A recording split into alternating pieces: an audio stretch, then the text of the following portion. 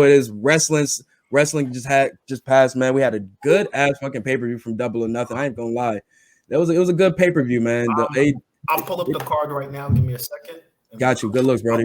The matches I did see, I saw what's my name? Rio, and the Rio match. Okay, Serena we can go over Serena. that right off the bat. That match is, like I said, one of my favorites from 2021 so far. I will put it there. Word. That's where I will put it. The Rio, you talk about the NWA Women's Championship? Yeah. I honestly, all right.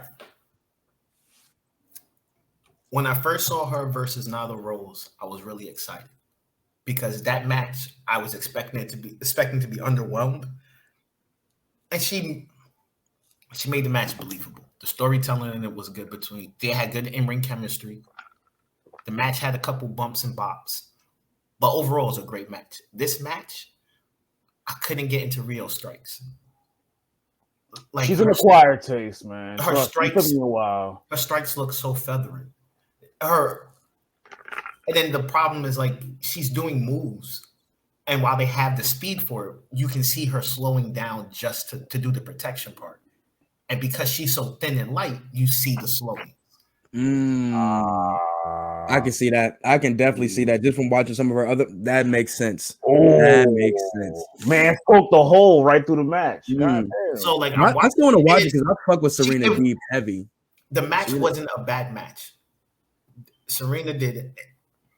They worked well together. That was the only thing, was the strikes weren't looking good. And that's been Rhea's main thing. Impactful. Let me rephrase it. It wasn't looking impactful. That's been Rhea's main thing for her since she got here. It did look like she was like whenever she would hit Serena, you can tell Serena was like overcompensating and overselling because she knew she wasn't getting hit hard. A lot of her competitors have to do that for her. They have to kind of oversell a little bit more for her to kind of give off the, you know what I'm saying, the fact that she has a little bit more strength in her hits for a 98-pound woman and such like that. Whereas like, come on, bro. Like we didn't believe it with Nyla Rose. Like, I mean, I guess, you know what I'm saying, you bring her down to a little smaller weight, but we know Serena Deeb gives it up filthy. So it's like I like Rio. But I like the submission finish. That's you know what I'm saying. Who won? Serena. For me, I watched the match for Serena. I was going for Serena, but Serena took it. It was a good match. Okay. Overall, I wish you would drop that title and they'll just bring her to AEW, man. And I know they want to keep the bridge between NWA and that, but let's be tall. Just do it with the TV title or the NWA title and let Serena Deeb come to this fucking. Be on like way more TV time than she's getting. Defend the TV title in NWA. Or at least give her more time on Rampage when it comes on because she needs the TV time. No, yeah, she's talented, man. She's still cooking too. She's been in the game for a minute. As fuck, like since she got to AEW, she's been putting on some of their, if not their best matches. You know who she was? We was just talking about Raka Khan in the chat. Oh, so Raka Khan, Gino, you remember Raka Khan, right? Raka Khan used to hang out with, she was tagged with Awesome Kong. Awesome Kong had a handler. That was, okay, now I remember Raka Khan. That's Serena Deeb. Serena Deeb was the handler. Listen, I'm gonna say this. She was also the ball girl in the Straight Edge Society. Yes, sir. If you haven't, the thing about this match was nothing like the rest of the AEW matches. As far as they had excellent in-ring chemistry, they weren't really focused on a bunch of false finishes, and the finish fit the situation of the match. Her slamming her knee repeatedly to get that pin, to get that submission, made that submission look legit. That's what I like about Serena Deeb. She's her technicality in matches. She approaches matches like, I mean, like just like a pure professional, bro. Like she is clean cut a excellent wrestler, bro. Like, can I ask y'all something? I saw a hot take on Twitter about the women's division on AEW, and it's useless. It's useless. That's what they were leaning towards. They were saying that the biggest mistake AEW did was, and this is going to sound fucked up on my end, this is not what I said, this is what the person said. I'm just repeating what they said, not verbatim. The biggest mistake AEW did was not putting the strap the first time on an American. Because let's keep it was not putting it on Britt Baker first. No, honestly, an American period, already, because you didn't establish your division. It was supposed to go Britt Baker, Chris Statler first. Honestly, they should have put it on Nyla Rose. I mean, it was.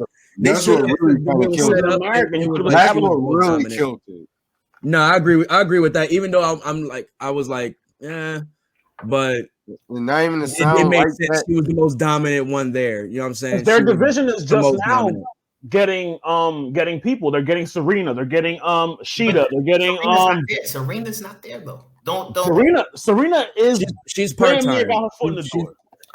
She's part-time. Right. You know what I'm saying? She has a championship match like every other month there or something like that. You know they got Tay, they got Anna when she come back. They got I'm happy to fuck Chris Statlander is back. Her coming back was so vital for their division. Like, and when she came back, her Penelope Ford match was just to show you how great she was for that division. They're gonna have bitches. I mean, fuck. They're gonna have people. They're gonna have, you know what I'm saying? I have faith in it. I have faith in them. Women wrestlers. I have faith in the division going. I'm joking, dog. I'm sorry.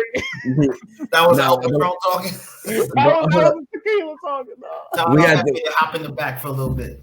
we had for the next one. We had the opener match, I believe, right? We had Brian Cage versus Hangman. That was a great match.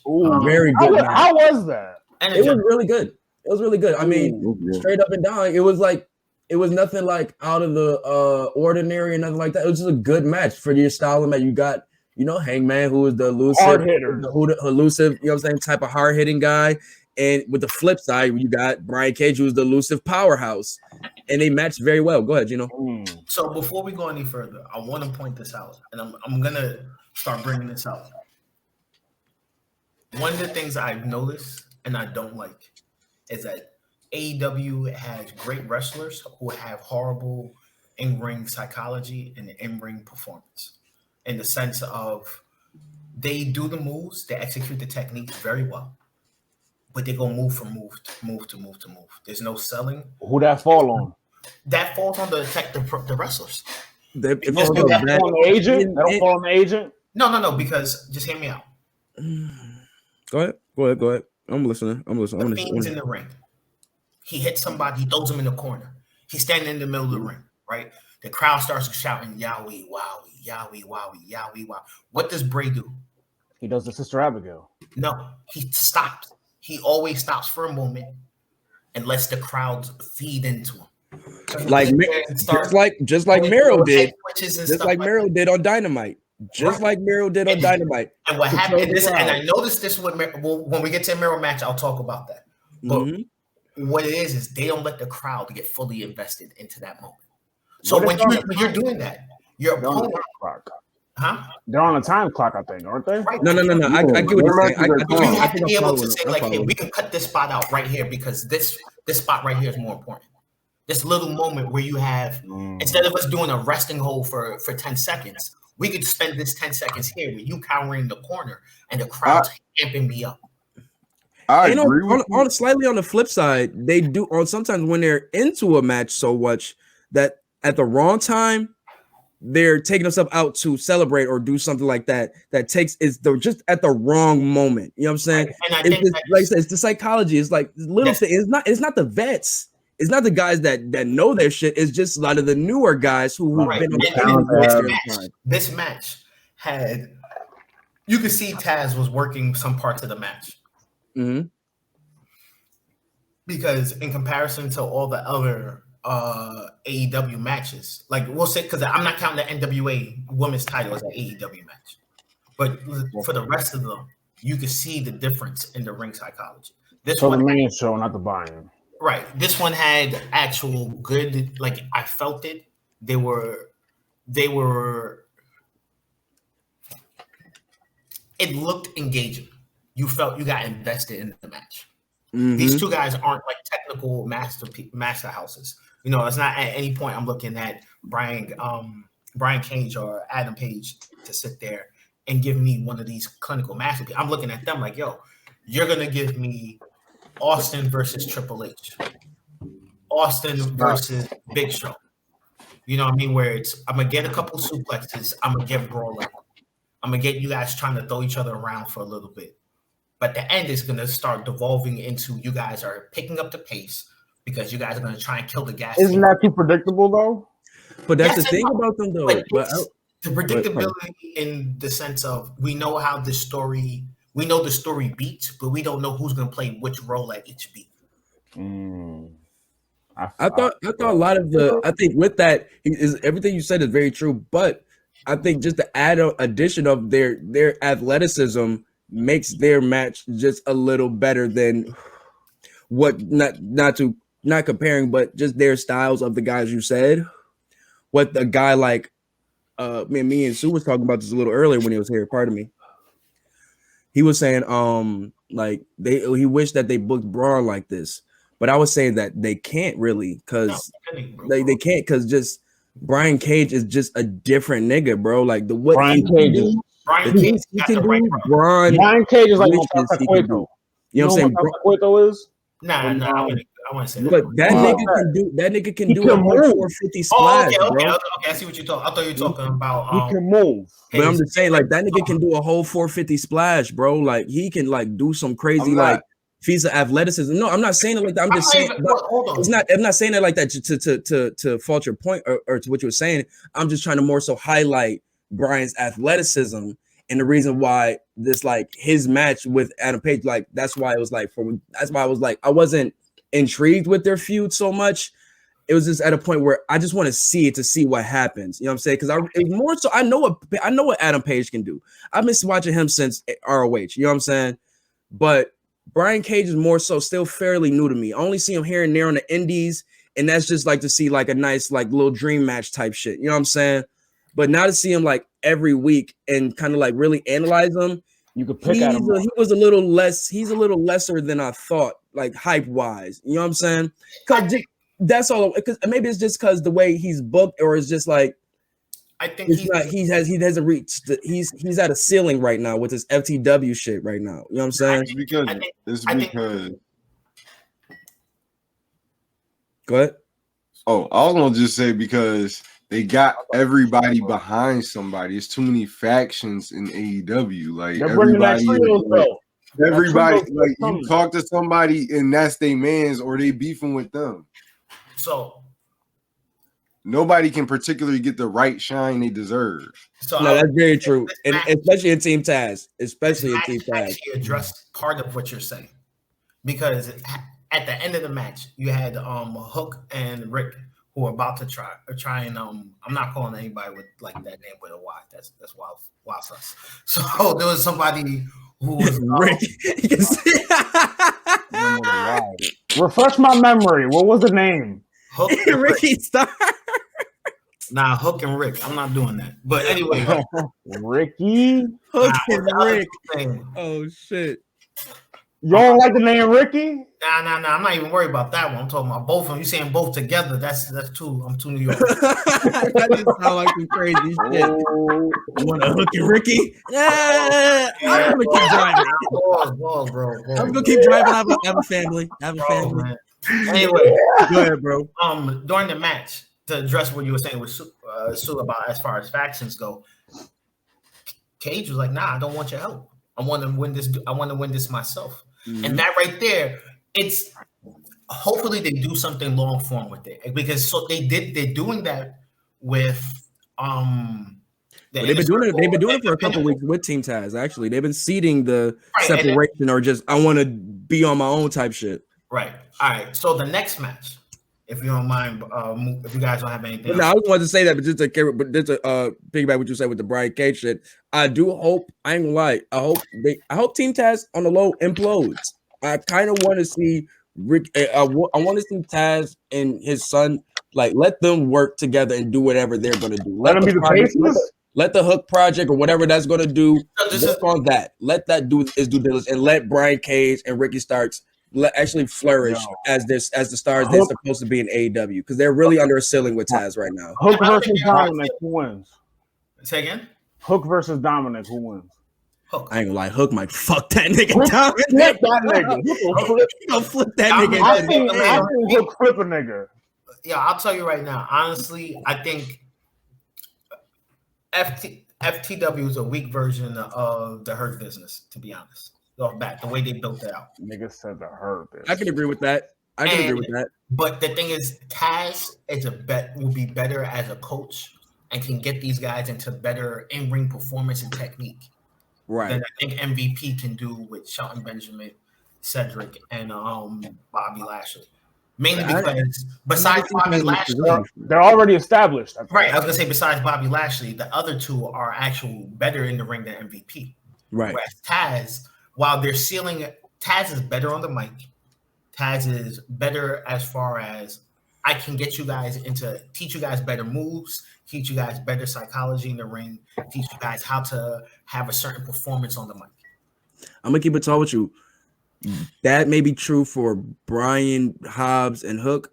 Ricky doesn't need none of that shit. Yeah, Ricky's a star. Ricky's right, but I ain't gonna lie, he really doesn't need none of that shit. But that's not being biased because I fuck with him. Like I watch him he's been like he's the type of nigga that closed the show type shit. You know what I'm saying? Like they are very comfortable with him. That's why I was happy anytime they let him do shit. Ricky, because I'm gonna bring him up later, and I want you to remember the pin cushion. Just trust me on this one. Because when I mention him, I don't want to break the flow of the matches. But when I mention him again, I want to mention him in the right context. If that makes sense. I got you. All right. So going to the next match, which is the AEW tag team match. The Young Bucks versus Eddie Kingston, John Moxley. The Young Bucks won. Personally, I didn't like hitting with. I didn't like the match. Oh, I'm interested now. To be honest, this match was indicative of all the problems that AEW has. Damn. Flat out. Damn. Flat out. There's a focus on how it comes off. So what was okay? So what did you see? That was. All right. So remember when we were talking about in-ring psychology, right? Right. John Moxley is the only one there who has a certain level of polish. So he gets hit with moves. He knows to sell them. Mm-hmm. However, it looks awkward watching him sell properly sell moves, and everyone else is just getting hit, rolling out the ring, scrambling out the ring instead of actually There's a disconnect. There's a disconnect. Out the ring. On top of that, false finishes like every 2 minutes. That's AEW shit though. I ain't gonna lie, they did that shit from New Japan though. I ain't gonna lie, they're bad. That's that New Japan shit. But in New Japan though, you do have matches that end in 2 minutes. You have a pay-per-view squash match because we have to make this guy look dominant, and you're an excellent wrestler.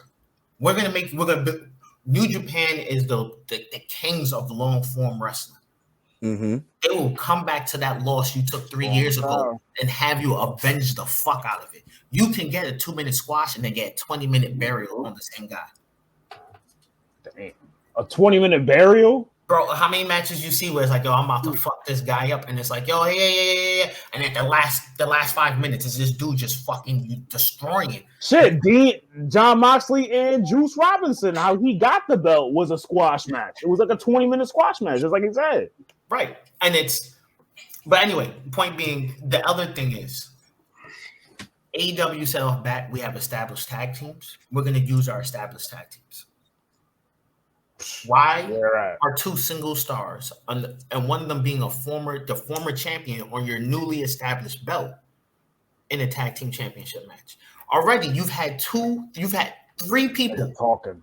3 people. Oh no, I agree with that totally. You already know how I feel about that shit. Okay. 2 people who've won the AEW Heavyweight World Championship have been tag team champions. Facts. Well, 3. Wasn't Jericho a tag team champion as well? Not in AEW. That was the whole like you're a tag team. Okay, no, sorry. And they even never had a fucking actual flourish tag team. You just kept fucking team hopping and shit. And then you have John Moxley getting the title shot. He shouldn't have gotten the title shot. Nope. You had Adam Page winning with Kenny Omega. But Adam Page was also one of the people who's gotten the title shot already. Well, I think Moxley's getting written off soon, right? No, I don't he's having the baby. Man, to be honest, okay, I see what you're saying. Yeah, he's having the baby. Supposed to get written off, but we thought he was getting written off damn near January, February, bro. Like she ain't had the baby yet. Right. So shit, man. I ain't gonna lie, man. She don't even look like I don't like that, bro. He got some time, bro. She don't even I'm alone, son. I'm keeping it tall. Like she probably got her pregnancy test done by the same people who did Charlotte's. Wait, hold on. I think he still got some time, and with that, that's why I think that he's doing so much. Because for one, remember he's still U.S. champion, so. Whenever that, you know what I'm saying, whenever that pops off, I think that's more so what they're trying to build. Like, because once he has to make those tours over there, it's going to be like, you're not going to have him on TV. So let's do whatever these things that we wanted to do for him for the next couple months. We might have to speed up, possibly. But I agree with Gino. Like, I'm not crazy about the two solos guys coming in and just taking out, like, you know what I'm saying, all of these other tag teams that's in the ranking. But that's their problem. Also, we're having like tag team championship matches every other week, whereas like it's a two-edged sword, because like you want to see intense matches for the championship, but it's like it kind of weeds out the championship matches you would get for a pay-per-view. Yes or no? I think WWE used to do that all the time and no one complained. WWE, I'm talking. Well, no, they did. WWE 1999 the forums were filled to, let's say, 2005 had a deep tag team roster. Right. Some of the deepest it's ever been, right? And those guys used to face off all the time. Big fact. You had the New Age Outlaws. Mm-hmm. You had Dudley's, X-Pac. You had the Rocky Stock Connection. Dudley's, the Hardcore Hollies. Edge and Christian. Yeah. You had Al Snow and Rhino. Was it Al Snow and Rhino? Who was Steve Blackman? Steve Blackman. You had there's a litany of just a bunch of tag teams. TNA. You know, people who legit were grabbing too cool. That's a deep cut. But no, you're right though. You're right though. They did have a lot. And the thing was, these tag teams were like, look, hey, you got the tag team champion for a month and a half. You're gonna win it. You're gonna win that SmackDown. You're gonna win that Sunday Heat. You're gonna win that Velocity. You're gonna win that Monday Night Raw. You're gonna hold it to the pay-per-view. The next match after the pay-per-view, you're dropping it. Are you saying that you think? Yeah, but let's keep it tall though. Let's keep it tall though. Every tag team should get a chance. I think that's the smartest thing. They get a chance. That deep of a roster. Okay, I get it now. Okay, I'm following. It's still like that. You lose, but you still get the TV time. Right. There's nothing wrong with saying, hey, we have 5 tag teams right now who we're gonna push as these are the main 5 tag teams. Right. We're gonna have other tag teams where we have like the other 7. Where we got 1 who's champion, 4 who are competing. You guys are not going to be cannon fodder, but recognize some of you guys are going to be fed to them until the rotation turns. So let's just work your way up the roster. And this allows you to have tag teams that build chemistry, build history, and you keep it from, because look, we're year 2. Everyone in the elite pretty much has held the championship already. Yeah. That's a fact. They've all not gonna do that. We can't. No, they have.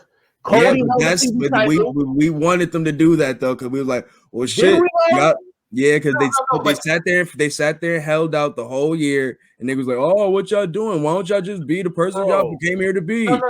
Finally, they flipped the switch on this shit. Don't be Jeff Jarrett. Don't be Jeff Jarrett with TNA. Jeff Jarrett, bro. They did not Jeff Jarrett, bro. It's a difference.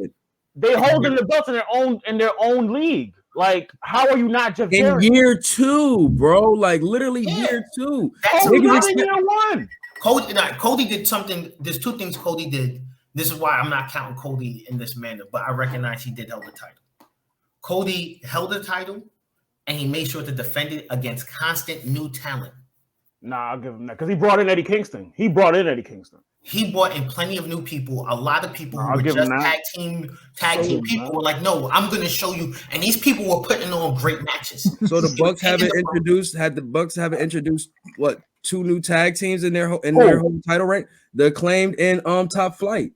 They brought them in through their tag team reign, as their tag team championship reign. And that was like literally the first 2 weeks, my nigga. Like damn near 3 weeks, I believe. Who did Omega bring? Huh? Who did Omega bring? It's not who he brought, but he fought Evan Bourne. He just had a match. He just had a match with Orange Cassidy, and you just come on. He's bringing eyes to AEW. Rich Swan, like come on, bro. He's been playing. No, we not. I'm not. And it's not. But they've been this doing. Nigga don't like the right Omega slander. He don't like the Omega slander. But no, because the thing is, what I just said in the chat. What I say in the chat. I would love to see Omega and Pac every other month. But I can't say her act like fucking Omega and Orange Cassidy is not about to be AEW's next biggest feud. What's a better match, Pac and Omega or Omega and Cassidy? It's Pac and Omega. I'm telling you personally, I love Pac and Omega's chemistry. Well, no, I agree. I like Pac. But what I'm seeing on TV and what I'm watching with my own eyes, Cassidy and Omega is about to be the next biggest feud in AEW. I like Pac though. Pac is just. I get what you like, but I'm telling you. What to read the room, brother. You gotta read the room. I'm telling you, I'm saying, like when he held that title, bro. Even when he did not even, and it's not even against him. I'm just saying though, like they should put the belt. They doing the right things. They doing the right. I think they should put the belt on Pac before Kenny. Let Kenny go around collect all the other belts, and then have Kenny really come in. It's Kenny's gimmick though. Kenny's gimmick is the collector, so I get what they're doing with Kenny. No, I'm saying they should have had him. They should have let Pac get a reign right now, and then had Kenny go around collect all the other belts, and then come for the AEW belt. What he got left? No, I'm saying instead of the way they did it was he got the AEW belt and then went and collected all the other belts. Oh, he got that first, and then you want him to get the other ones, and he then should have beaten Pac. It would have made him a convincing champion. Like, no, you're the convincing champion. Because now, well, we'll get to that later. I got you. But other than that, though, the match itself, to me personally, I thought the match was good for me for what I was looking for it, from what I was looking for from Kingston and Moxley, and what I was looking for from the Bucks. I got that. You know what I'm saying? From what Kingston was saying, yeah, we're gonna whoop y'all ass. Like they did that for what they wanted to do. You had fucking the Meltzer driver to the outside on the ramp. They did some Moxley that busted him open, but Paul, like shit was nasty, bro. It was dope spots in there. Like I said. I do agree with Gino though. A lot of false finishes that really didn't need, but because I mean, to me, I did not see, you know what I'm saying, Moxley and Kingston coming out with the titles, to be honest. But the false finishes was like, I guess, to try to build the suspense. But for a person like me, I'm not buying it. You know what I'm saying? For one, like you said, I just don't see them doing another two singles guys as tag team champions again. You know what I'm saying? Like I see the first time you want to build the division. You know what I'm saying? You want to get some good matches to build the division up, but now your division is built. Now just utilize the guys you got. You know what I'm saying? And neither here nor there. Solid match. I don't know, man. What do y'all see next for Eddie Kingston? Like, what is next for Eddie Kingston after this? TV title. I think as much as I want to see the TV title, not yet. And again, I'll explain when we get this next match. This next match is where I want to get into everything that I was telling you guys to put the pin cushions in. The pin cushion. So Eddie Kingston needs to do something like the Casino Battle Royale and win. Yeah. He needs a big event where he gets to show how good of a wrestler he really is. Like not so much as far as like, hey, I'm this technical. He showed flashes, I think. Bro, I know he was pissed when he seen fucking Christian's new fucking slogan, because that's a good ass slogan for Eddie Kingston. If you had it, outwork everyone. You know what I'm saying? And it's like Kingston is a dude, like you said, he put in the pain for years. Like I was watching a clip from his Busted Open Radio interview with Dave LaGreca, and he was just talking about, like, you know what I'm saying, wrestling is real, whatever. And you know what I'm saying? I got the screws in the legs, and I got the pain in my neck. I wake up every morning, got to stretch for an hour just to get the pain, whatever. Long story short, but just the fact he said, I've been through this, I'm putting the pain to really say this shit is for real. You know what I'm saying? And I'm gonna use that pain to fuck up the Bucks, whatever. But I just love his story is so relatable, it's so good, and it's like for people, he's for what you would say an indie darling, bro. Every man, I'm gonna call him an indie darling, bro. Like, wrestler. That's what it is. He's a 90s wrestler where it's for real. He's an Attitudes Era wrestler where it's my gimmick is real life. You know who he remind me of? Not gonna hold you. He reminds me of Brian Pillman. I don't want to say Pillman, bro. Like I can't even put a finger really on who he remind me of. Dog, real, like, and you don't know if he's working or if he is. It's not even that. It's not even that. Because it's not that he blurred a line. Is that he's true to himself so much that his gimmick is him. Like that's it. Like that's it. A tamed New Jack.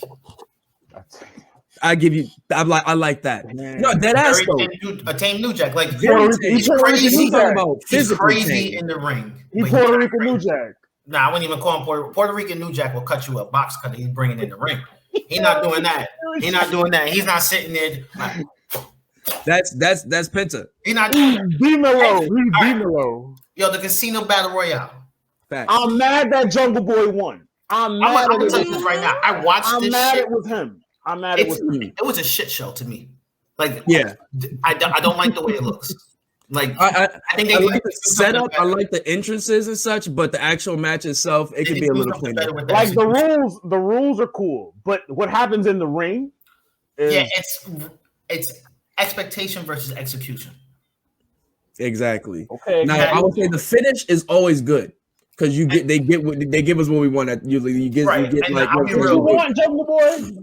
No, I ain't gonna lie. I was surprised. I had Christian winning this clear cut. That's who I thought was gonna win. I was very disappointed that they put Lio Rush in the Joker spot for one, and then for him. Well, I was disappointed they put him in the Joker spot to use him for like a minute and then toss him out the ring. I thought I was cool with the surprise. It was the 10 seconds. I was like, damn. I thought it was Callahan that was gonna pop up because he posted a tweet that he said that he was gonna like play poker. Like I personally do that. My guy Patrick Clark.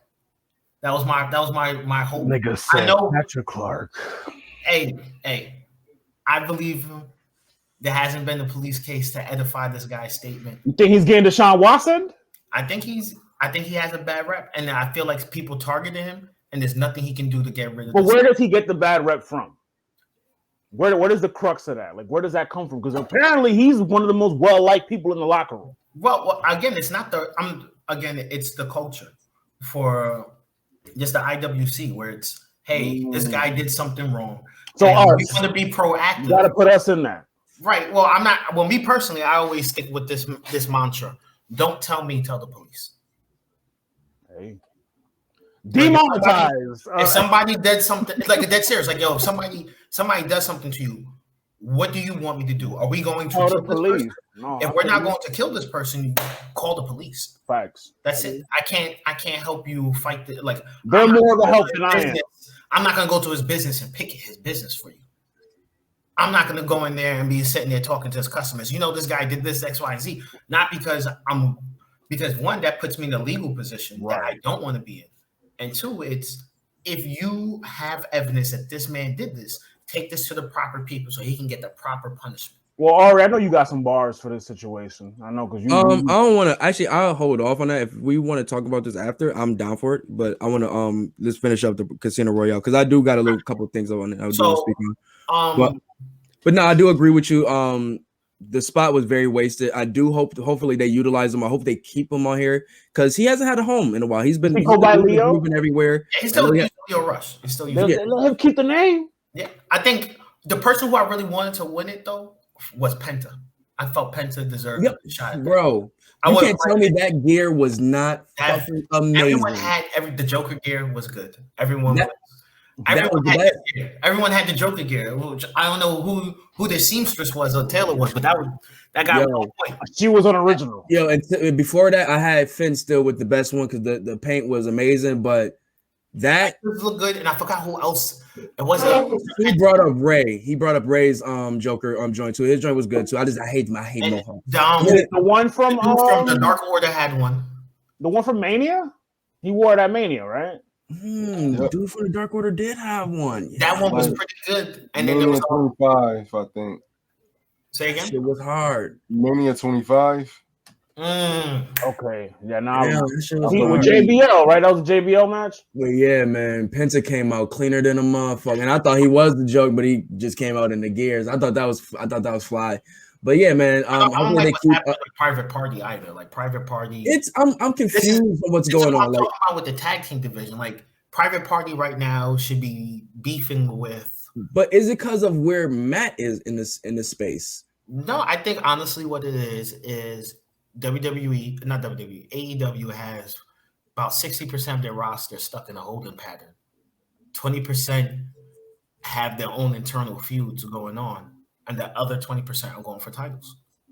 So you have 60% of your roster you have nothing to do with, and then you get matches like this where it's like, hey, we're just going to showcase some of the talent, and everyone's out there trying to look their best. You know, I'm sitting there like, why is Private Party in like regular gear in the match? Like, I'm so confused on what's going on right now. And then like, it just like it wasn't looking as good as it could have been. No, man. But like I said, coming down to Jungle Boy and Christian, I thought it was somebody in the match too who was really good. I can't remember who his name was. But he was looking really, really fucking. I'm gonna be pissed off when I remember his name because he was actually looking good in the match. He was in there for a while. I'm gonna have to look up the participants. The first one. Nah, he was wearing red, I believe. Red. Oh, red. He was kind of muscular. I forgot his name, but it was a pretty good match. Hobbs. Was it Hobbs? No, I don't think it was Hobbs. Nah, he had the orange on. Hobbs was big. Nah, he wasn't that big. He was a young dude, kind of like Zack Ryder's. Jordan Knight, or no, it wasn't. Jordan Knight sound like a porn star. I ain't gonna lie. He was in the ring. He was the one. He got eliminated by Private Party, and I forgot who else eliminated him. I can't tell. That's neither here nor there. But no, I ain't gonna lie. Max Caster was probably the comic relief for that shit, bro. He really had them heavy. That nigga was hilarious, bro. That shit be having me crying, bro. For real. Leo Rush was the comic relief. Watching him just get squashed like that. Nah, cause I ain't gonna lie. Sue was so excited, and then like when I see him get eliminated, I was like, damn. But I tried to tell him, like, bro, don't get too excited, bro. This is not a match that shows potential of what the future holds for a wrestler. This match is not it. This Battle match Royals. I'm happy to actually see Leo Rush on TV again. That's the Battle thing. Royals are booked backwards. So the winner is picked first, and then everything else is like a tournament. They're booked backwards. The winner's picked first, and everything before that is booked before. I feel like none of their tournament wins really, other than the actual like title eliminator term, whatever that is, they never come out to be anything. Like we see what the fuck happened with Scorpio. The Scorpio Sky shit hurts my heart still to the day.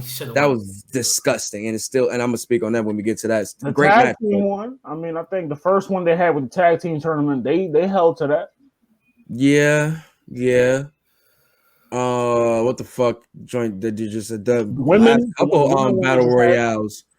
Every person that won it lost. Yeah.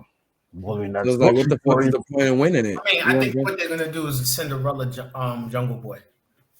I don't think. They need to get it off somebody. They are not believable. No, I don't think he's believable. But I think I think they're gonna Cinderella him or use him as he gets super squashed, and Orange Cassidy comes out to save him. And that's how we're gonna finally build him up to show him he's a great single star, bro. Nah, think about it. Real talk. Remember, their core four of their young stars are MJF, Jungle Boy, Darby Allin, and Sammy Guevara. That's their four. That's their Orange Cassidy. Sorry. Well, he's the late bloomer. I would say he's the late bloomer. Yeah. But anyways, that's their Orange 5. Cassidy, as much as I like me personally, I dislike his gimmick, but in ring he's there. Yeah, has the crowd leaning out his hand. He has everything. No, I was gonna say he's their late bloomer. He wasn't. He's the one that they didn't expect to pop. Oh no! He was already crushing on the indie scene when they signed him. They was, but I'm talking about like to give him the push that he gave him. They're giving him now. I think they gave him the push just because it's when they first started, the crowd was behind him, Luchasaurus, Jungle Boy, Darby Allin, and a whole bunch of people. Mm-hmm. And you've been watching the crowd fizzle out for certain people, but still stay behind certain people. And it's, hey, when you're gonna give OC a chance? Hey, when you give OC a chance? Hey, when you can give OC a chance? Hey, when you give OC a chance? True. That's a consistent thing they've been hearing. And then now. And you're not hearing that. Like me, I love Luchasaurus, but you're not hearing that about Luchasaurus. I was pissed. The only time you saw Luchasaurus on TV, and why the fuck was he even in his ring gear? He just came out there to pick up Jungle Boy and walk the fuck up. I got so fucking pissed off. So pissed off. Nah, I feel you with that. Like, he's the reason why I was watching AEW. Yo, I agree with what you said about how, like, they're gonna play that because Cassidy and Omega are beefing. So what they might do is they might give Jungle Boy the shot early. Well, his shot is in 2 weeks. His shot is in 2 weeks, so they are gonna do that. So it's gonna be weave that. They're gonna give it the build up for the 2 weeks and such. And after that, like I said, 2 weeks gonna come through fast as fuck, bro. Like after that, it's gonna be on to the next feud. You know what I'm saying? I hope they pull the trigger and give something for Luchasaurus to do. To be honest, I think he's gonna be in that. He's gonna be in that TV title picture because you see what the type of energy Meryl's bringing. Like he wants that Haas energy, like just big ass niggas in the ring that is elusive just like him and can have great matches, man. All right, so the next match was the well, do you guys have anything else to add to the? Nah, man. I'm actually personally, like I said, I'm cool. I was cool with the surprise because I feel like Christian was too predictable, seeing that he had the little. I like the rub he gave him at the end. The rub he gave him at the end was amazing, and I was telling Sue this is what he's here for. What these type of guys are here for too, other than just the WWE guys or whatever. They're here to put these guys over and or give them that rub or that knowledge or whatever. You know what I'm saying? And just that confidence. I would love to see Christian fight some of the younger mid-level powerhouses they have. No, him and MJF going at it in the mic.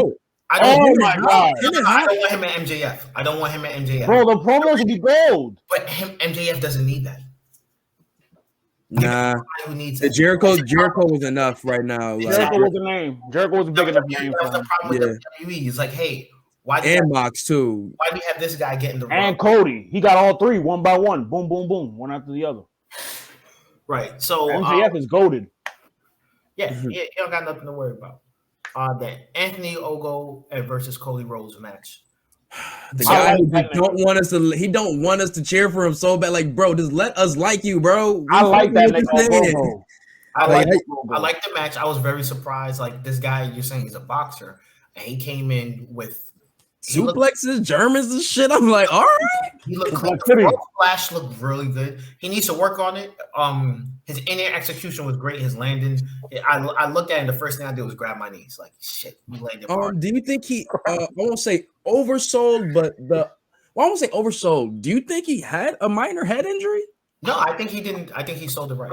You think he sold it right? Care about Cody? I did see it was like minor blood because only reason I asked because of orange blading. I think that was an attempt at blading because this is how lateral it was. It was almost okay. The only reason I asked is because the Orange Cassidy situation where he was holding his head like that, and it's like, okay. And I seen her, I was like, no, that shit looked like he really, you know what I'm saying, had a headache. You know what I'm saying? But other than that, I did feel like he was selling very well though. This had the best pacing. Oh yeah. Cody isn't a go-go powerhouse though. It doesn't. I think Cody Rhodes was able to show you don't need to do a whole bunch of suplexes. You don't need to have a bunch of crazy high impact spots. Sometimes what you need to be in a good wrestler is to be a good actor.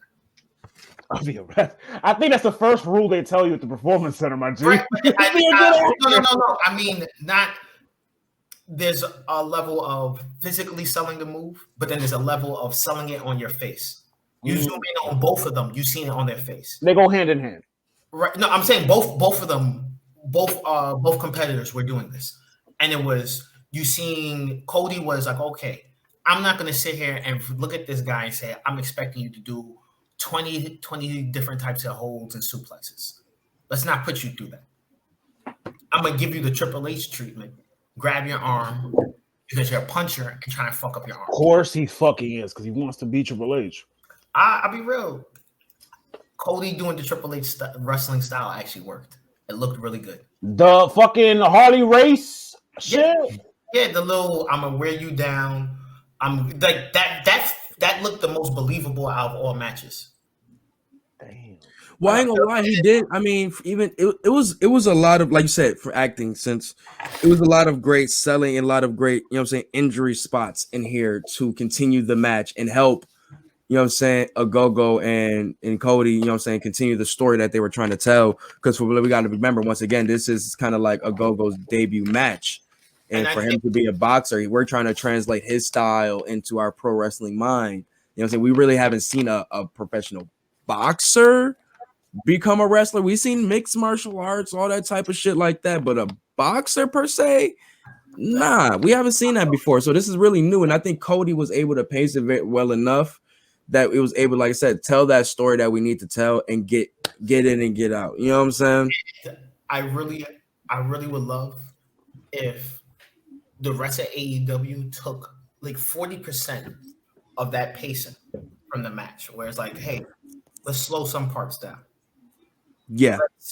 Let's not have false finishes every 2 minutes, every 3 minutes, because it's wearing down the believability of it. I agree with that. But I think that's what comes with them signing so many of these, you know what I'm saying, ex-WWE guys, ex-vets from other places and other that such, like that they can give them that knowledge on how to do this stuff as agents, as producers and such like that. Like, I love that they had made the signing of Mark Henry. Like, I think that's an amazing signing for the guys of like the Lance Archers, the Brian Cages, the Will Hobbs and such like that need that polishing. You know what I'm saying? They got him and Big Show as coaches too. You know what I'm saying? Like, that's an amazing. I think behind the scenes talent, as far as like coaching goes, Mark Henry's great. Mm-hmm. I love it. His public comments, I'm not a fan of Mark Henry. Yeah. Wait, what? Why? What did he do? He's a hypocrite. He's a big hypocrite. He's like Booker T. Yeah, he's a WWE bootlicker. Big. And it's a real bad.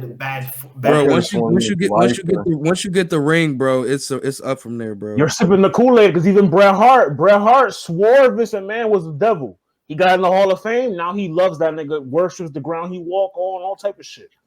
Some royalty check. Like, but neither here nor there. The knowledge though, but for the knowledge that AEW needs to help build a lot of their talent, they have the guys like him is needed.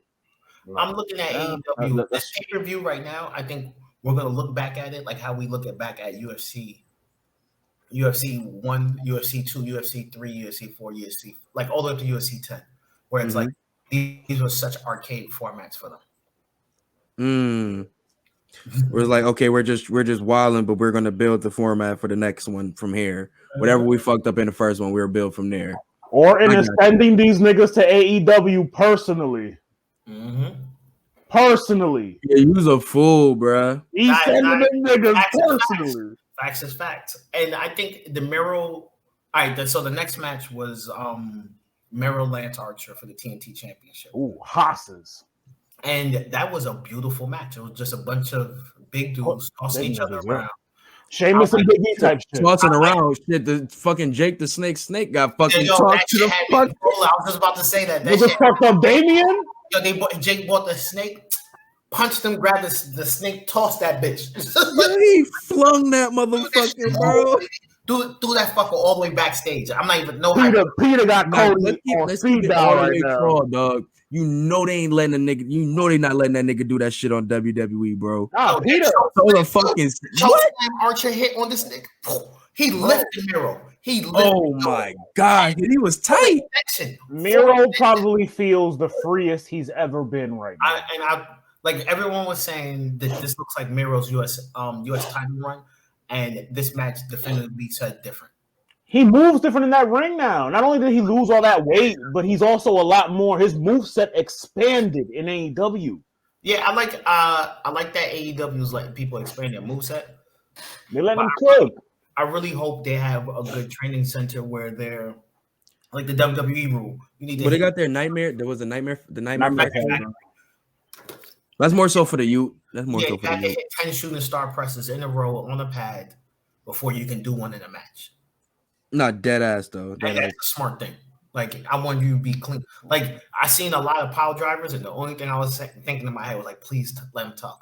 Please let him talk. Like, you know what I mean? Like, don't Owen Hart this. To be honest, I think you would think so that some want to do that, but some of them still want to kind of give off that old school feel, bro. Like, a lot of them are from that era. They want to show that we can take that. You know what I'm saying? Like, you know what I'm saying? That's why, like Archer hitting a moonsault in the match. Beautiful. fucking. He's not doing that in WWE. Agile big motherfuckers. Period. AEW got a He's lot doing of it in NXT, but he ain't doing it in WWE. No, he's not the doing main that. roster, not the main roster. He's not doing it. He's doing it maybe twice in NXT. Let me take that back. Twice. Takeovers on takeovers only. He's doing it only in the takeover. He's doing one takeover a year, and there's gonna be like 6 people underneath him to catch him. Oh, yeah, it's gonna be at War Games. On the top of the cage. You already know, bro. You already know. But nah, man, like I love this match. They won't let him do a moonsault. They'll probably do a body flop at that point, yo. Like, Oh hell yeah, just hell yeah, dog. yo, But nah, man, I love this match, bro. Like, I mean, obviously I knew Miro was coming out. He got the title too early to be taking it off him right now, especially how he's looking with this shit, bro. he's the hottest thing. Like, I Bro, think Miro, We already got the Miro gonna kill you chant going for you, bro. Man. Once you get that, it's up. Miro Once you is get in the gonna great kill you shape. chant. He's in great shape, dog. He like Everyone pause no died. homo. He looks He look the like best money. he's ever looked. He He looks looks money like right now. fucking money, bro. Like the whole setup for like when he was working out, like, nah, I gotta work out because I'm about to be Fun. champion. Fuck out of here, get out my face. He Like cut I was so like, much nah, weight. he's in a zone, dog. this is the cut third so best much book weight now. match, in my opinion, as far as on the card. The third Yes. best booked. Third best book. But once again, look, it's a guy who has knowledge. And what Lance Archer he's good too. I'm not Lance gonna say Archer Lance is- Archer. Lance Lance Archer- Archer is very good. Superb. Very good at what he does. Chef kiss. I Chef loved him kiss. since with him and fucking Where the Davey my Boy brother? Smith was tagging with Suzuki Goon and my fucking bro. You know that's my favorite meme, bro. The fucking Snoop Dogg joint. That's my favorite shit. But nah, bro. But nah, great match, man. I'm all eyes is on Miro's U.S. title run. I think he's about to literally take it up, bro. They're gonna let him rock. Really wanna see- They're gonna let him rock. I want to see who else just said I want to see him next with. So this is where Ricky Starks needs to be. Him and Miro. He needs to be fighting Lance Archer next. Ooh. Lance Archer got the right rub right in this match. He didn't look bad losing. He didn't tap, he passed out. He lost Big gracefully. difference, which is a big difference. You want to put Ricky and Lance? That's a clash of different styles. Right, but again, you have someone who's big enough to take those hits and sell them. Right. You he's have an someone, amazing seller. you Yeah. have someone who's agile enough who now is like, look, you can catch Ricky doing these crazy stunts. We can let you look big, and Ricky can take the damage as long as you can take the sells. Right. And he can do it. And Ricky. And I think with a guy like Ricky, like I said, taking that leap for a match like that, you let a guy like him get his, you know what I'm saying, get his heel wins up and enough like on his own. Like once again, I feel like and this is on my assumption, if they implode Team Taz, you let him get his. I don't think they should. I think, but go on. If not, I think Ricky should leave. And that's just me. I think go to fucking New Japan. No, just leave Team Taz. That's it. He doesn't even fit the team, but that's just me. Anyways, he like the Rock with the Nation of Domination when he first pulled up. Like you knew it was just a different vibe. Well, he also looks kind of like the Rock too. That too, yeah. I'll give you that. That too.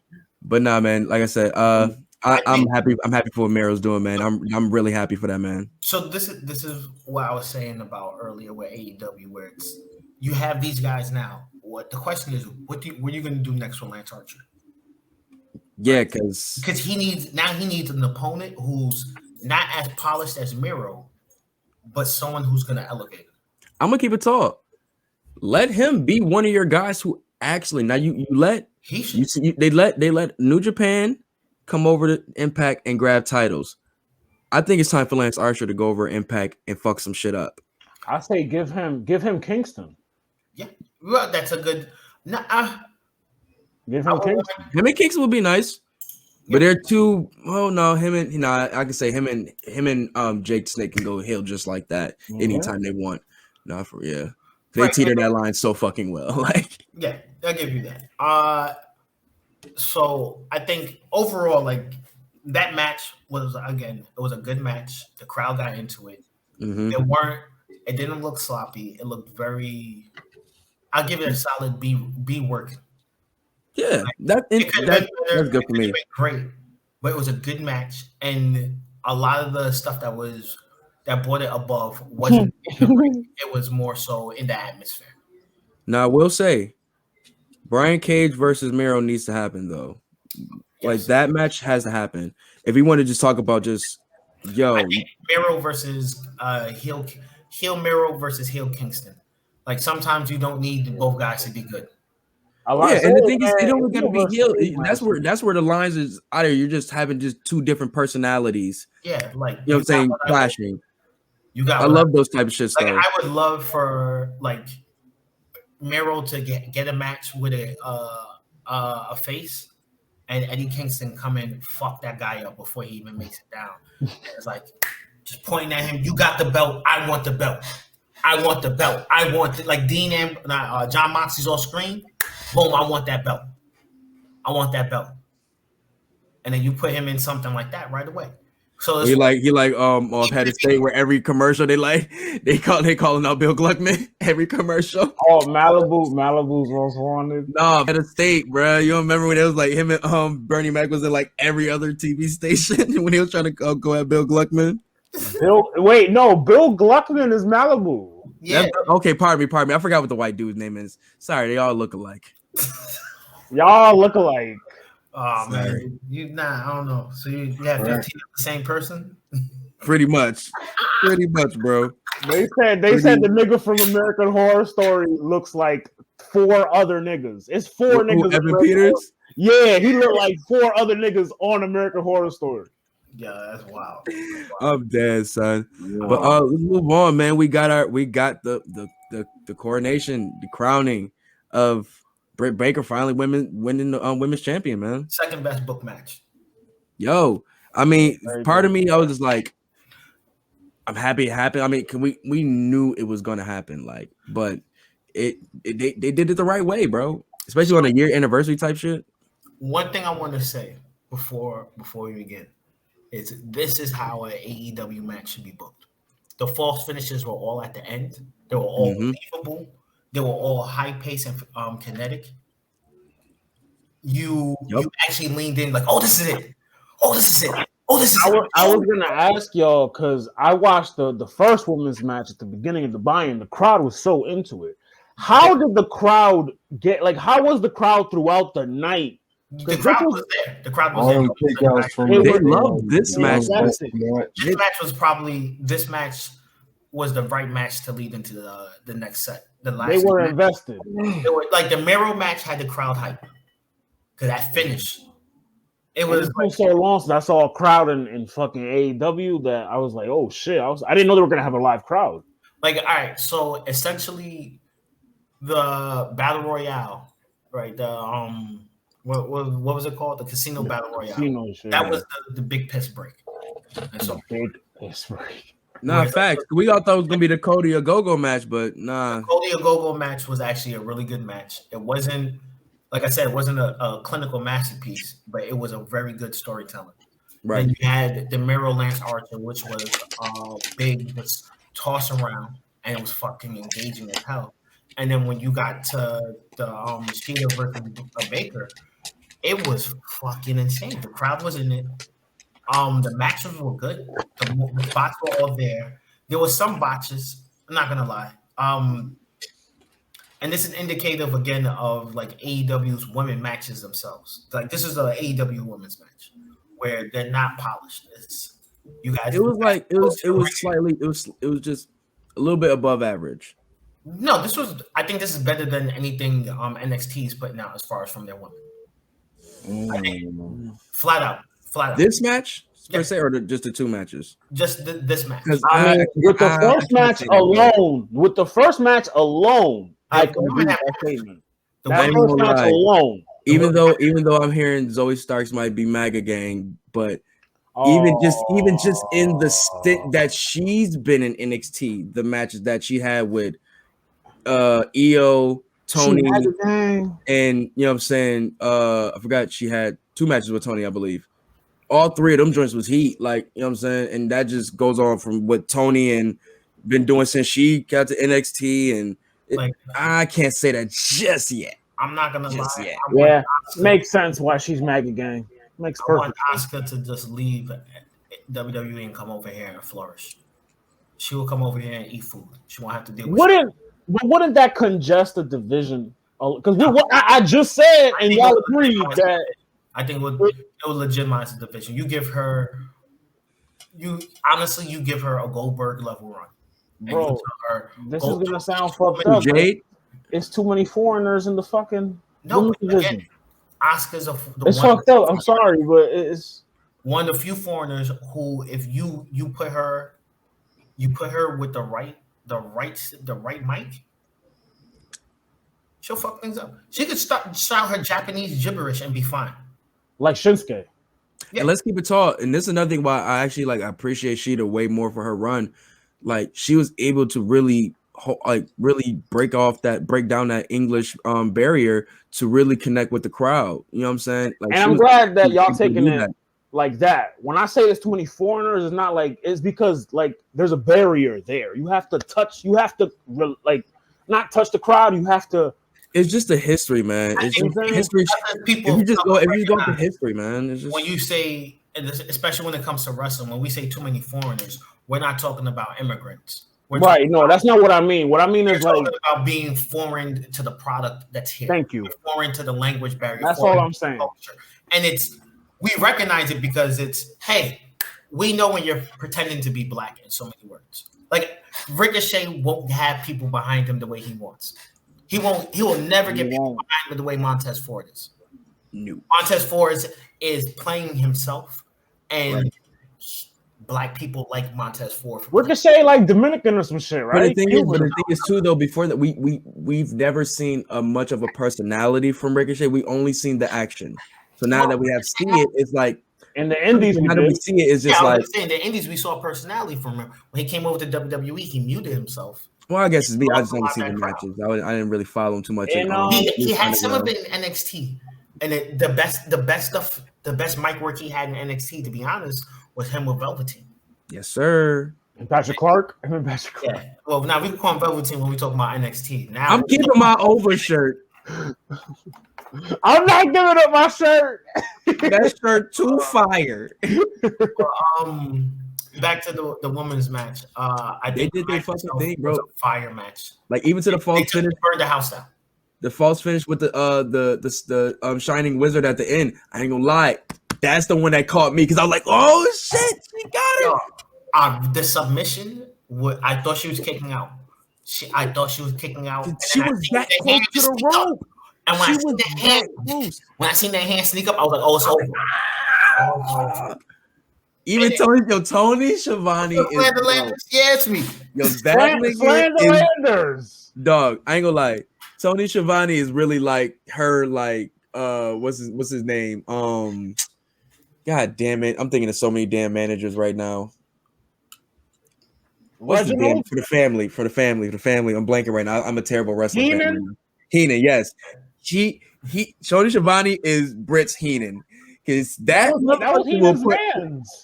I know, but I'm just saying though, like the way he puts her up, when she won the title, that nigga was standing there about to leave the desk. That nigga JR was like, he say he got something for her. I couldn't, that nigga has a vast vocabulary, but I was like, nah. But just her whole everything that she builds, the character of her is dope as fuck. I'm ready for the era of DMD. I'm around for you, bro. I'm intrigued now with the women's division where it goes from there. Son, her promo for the Go Home show was amazing. Britt has the best mic work in the women's division. I feel like. I'm not worried about the mic work. I'm worried about who do they use her to build. Because you're not taking the title off her for at least one of the younger girls, like Tay still going. I think now we start the feud. I think we build the feud of her and Chris Statlander. I think we build it. I think we don't build it up yet, but that needs to be the heart of her reign. Person that's going to be. I think her end game is to be Jade. Her and Jade should have a year build, and then the next AEW Double or Nothing. That should be the main. Who's the baddest bitch in AEW? I think. Well, I don't know if we should take that long, but I think what they should do is use her reign to say like her first 3 weeks. Give her not shoddy wins, right? but wins against chicks who's like, oh well, you know what? I want first crack at her, bro. Because Jada's the only one that can match with her on the mic. I feel like you got to set the rivalries with other people first. You can't just give her a rivalry and then have no one else there. No, that's why I agree with you. That's what I'm saying. You have good talent. Like I said, Cole. I'm telling you, Statlander. She been their ace, and they've been waiting to pull that trigger with her, bro. Like I love Tay Conti, but she still got a lot of work to do. And don't forget, my baby coming back soon. Anna Jay supposed to be coming back soon. Yeah, but that real talk though, they've been really trying to build up their women that they've been trying to do. It's just having to be injuries and shit that they had to hold off of. I got to give them that did hold off on a lot of shit they were trying to do. What they really should do is take some of their women and send them off to Impact. Division that's really good right now. Deonna Purrazzo's doing her thing over there. Right, but that's what I'm saying. You send some let them get the polish. Let them get the rub. And especially with Valkyrie leaving, you know what I'm saying? It's kind of a small void over there now of stardom. Right now, so you can have some people like, you know what I'm saying, Penelope Ford pull up over there. You know what I'm saying? Such on and so forth. Like I really do like Penelope Ford. I think if she gets some more time in to work on her shit, she's gonna be she gives me vibes of like I ain't see too much of Zelina Vega and TNA, but I like her work, but she reminds me of her work style. Homegirl, what's the bitch name with the chin? Tessa? She's a free agent. No, so I knew you was about to bring her up. So check this out. I don't think Tessa can get signed by AEW because they have a working relationship with Impact. With her dad. Well, and her dad works there. But remember, they have the working relationship with Impact. Oh. And she burnt that bridge very, very, very bad over there. Yes, she did. And it's keep it a buck. AEW is going to benefit more from having Impact than they are from Tessa. That's I mean, what are they exactly benefiting from Impact right now? Right now, not so much. But the first thing is they grabbed a whole bunch of Impact viewers to watch AEW. They managed to transfer a lot of that viewership. Second thing is what you want to do. I honestly think it's vice versa, but I'm listening still though. No. I think Kenny Omega going over to Impact and grabbing. He brought me back over there. Not even being funny, like dead. And I tried to watch the product after that. He's an asshole too, because he waited to the very end to come out. Like he didn't even pop up at the beginning. He popped out at the end. He made you watch the whole episode. Right. And I'm sitting there like, this is my thing. It's not so much about like you said you watched it and you stopped watching it, right? Yeah, like I tried to watch the product. And but what I'm saying is there are people who are watching Impact who are diehard Impact guys. That's right. Now my title just moved over to AEW. I'm gonna watch and see what's going on with my title. Yeah, no, I agree with you. I agree. I've been at Impact since Abyss, Kid Cash, and fucking what's her name? The chick they used to do flips and shit. Right now, at the same time. You get a nice chance to work. Get some of your guys to work with other like you don't have your own indie development league. You don't have your own natural homegrown talent. Right. You have to scout and you have to build working relationships. Right. You're not big yard like a big yard. You're not big yard like yard like the guys in Japan. So since you don't have that level of territorial control, you got to work with what you got. You Ring of Honor guys, you already know a lot of those guys are either burnt out or they're really diamonds in the rough, where it's they're stuck in contracts. To be honest, right. Too. And it's like if I pick you up, I'm gonna have to play ball with ROH. Ring of Honor. ROH is purgatory right now. Like I ain't gonna lie, it's a few right now that I'm interested in, that I am kind of interested over there. Marty's the only one. Marty Rush. Brody King is still he's doing his thing over there still. Brody King's still doing his thing over there. I fuck with Brody King. Lethal needs to get out of there. He's a lifer. He is a always. Keep it talk. A couple dudes, and it sucks. I mean, I don't want to see no brand like that just Briscoe around like that, but.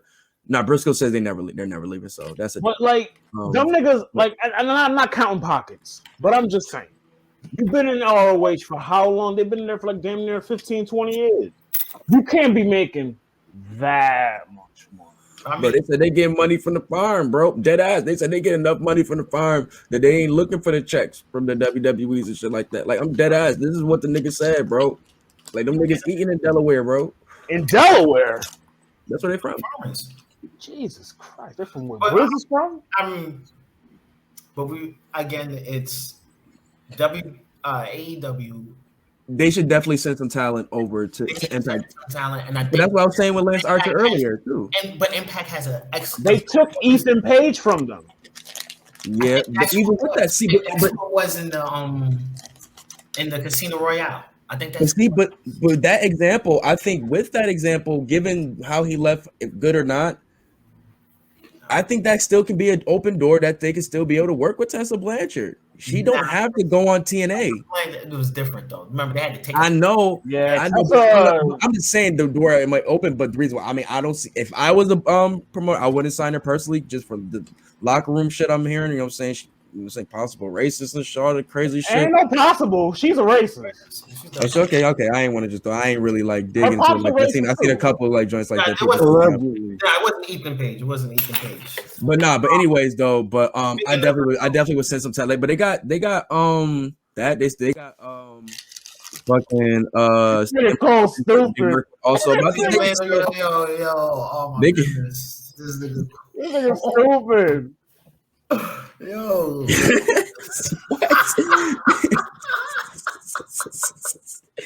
Yo, but no, I think they definitely can send some women over there, man. Like I said, the one shorty that always wears the Goku outfit. She's a good worker.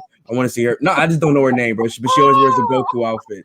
But her Red Velvet they can keep on AEW. I like what they're doing with her. They can give her a little bit more TV time. But they got some women they can put to keep over there to kind of separate the time. But also we can't forget they are about to get in a whole nother show that can, you know what I'm saying? They did make sure to mention that.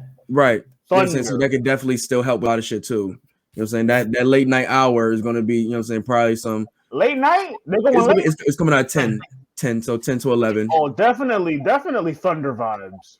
Yeah, so you might get some harder fought matches, a little crazier shit, you know what I'm saying, that you might not be able to put on earlier TV. Yeah. You'll probably get 4 matches. Man, they only get an hour. You get probably 3 matches in a couple. AEW Dark is longer than that.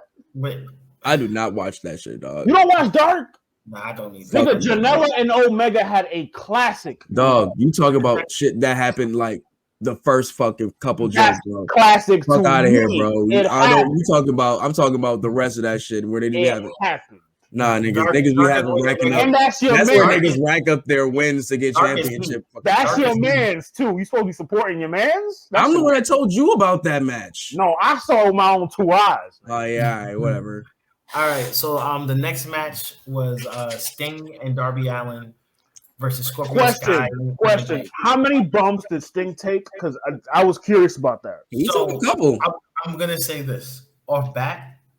I like the way they played the match. This was one of my favorite matches of the card. What? This match had excellent pacing. They used Darby Allin properly. They used Sting extremely well. How did they use him though? So Darby Allin, pretty much, they did a little brawl in the beginning, right? Mm-hmm. And well, hold on. Let's talk about the vignette before the actual intro, where Sting, you guys, Darby on the skateboard and Sting in the cruiser and shit. Well, he was in like the old school joint, just in the fucking just cruising up the highway and shit. Picks this nigga up and shit. He just hops in the fucking the old school. I forgot what car it was. But I'm thinking like, first he was a surfer. At first he was a surfer. Then you was a fucking crow.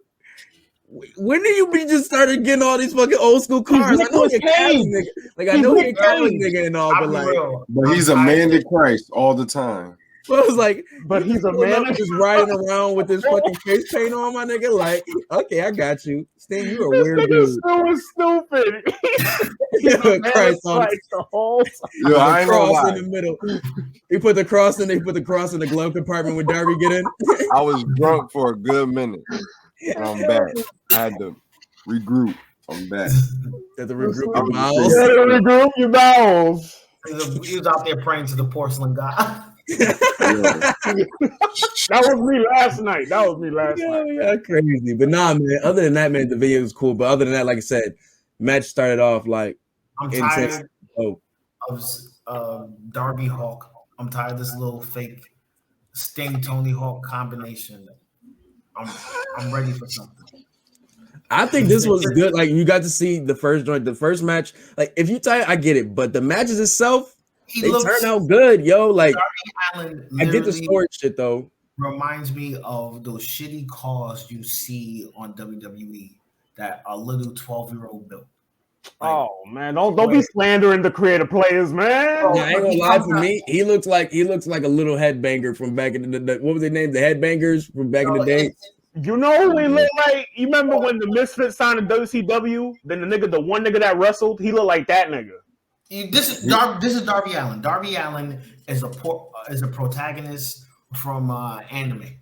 He just gets his ass beat the whole match, and then suddenly gets up, hits him with his finishing move, and it falls on him, and it's over. That's it. He's Krillin. Not even Krillin, bro. He's like, but he's that shit works for that nigga though. Vast Stampede more. He's literally works for that nigga. I don't know why. No, he's not Goku. Goku. And shout out to our brother Dustin. We love you. Shout out to our brother Dustin. We love you. Real talk. That man Dustin has to really like put me on to Darby Allin because I was not rocking with Darby Allin at first.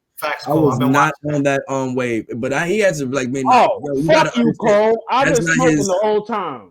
Yo, man, he's been babying. He ain't even LG money to hit that damn pipe. God, this nigga want me to hit the pipe. Pause. Hit that goddamn glass pipe. Yo, man. But anyways, though, like I said, neither here nor there. The match itself was fire, man.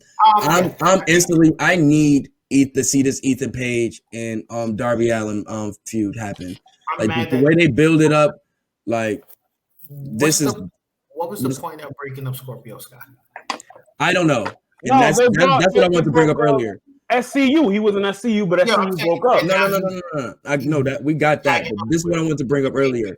Once he got that fucking brass ring, he was supposed to go on his solo run to show why he was the great talent that they signed. That we seen in ROH come over here. He was the younger one of the three, right? Of the three SCU guys, he was the youngest. They brought him in, you know what I'm saying, got him all set up and shit. He has the physique, he has the mic work, he has everything. He's a complete package. He should right now be.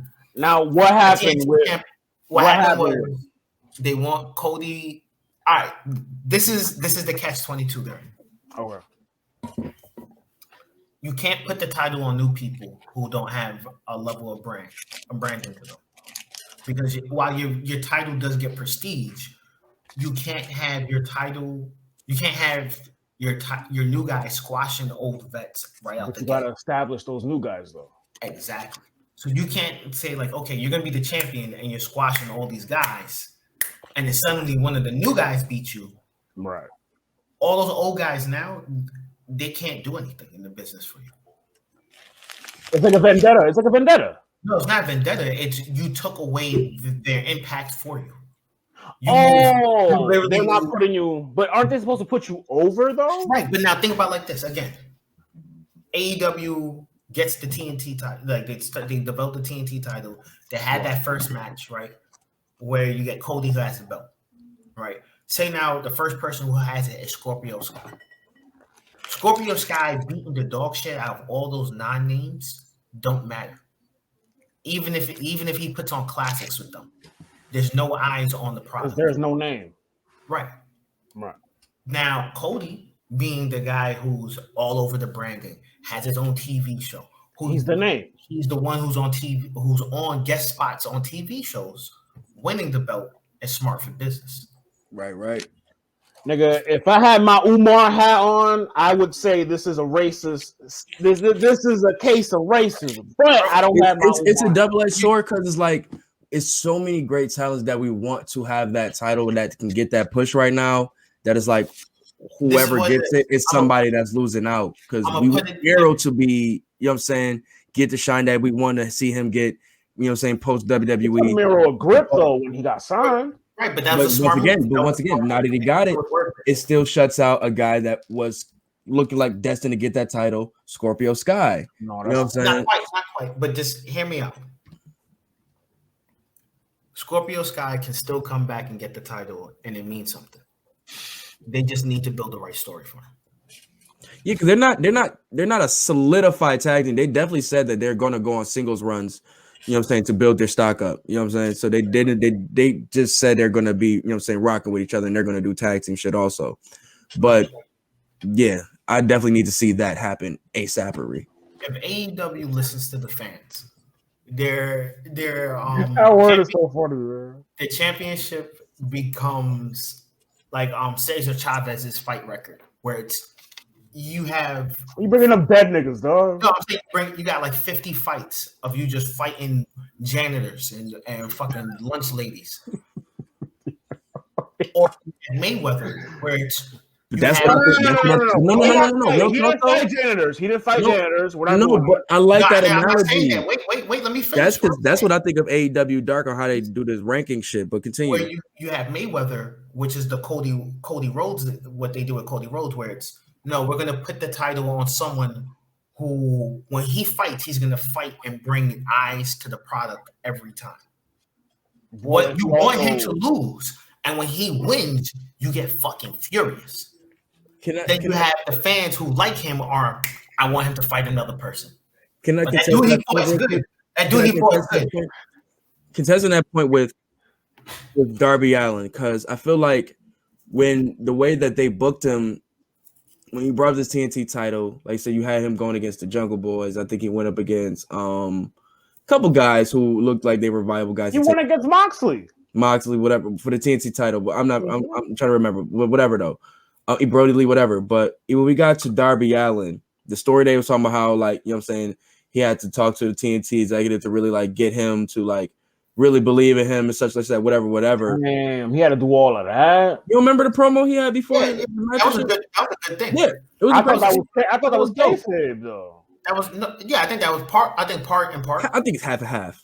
Because I think they really were like, so they, because they're blurring lines. The reason why it's the TNT titles because TNT said you need to put a new belt over there.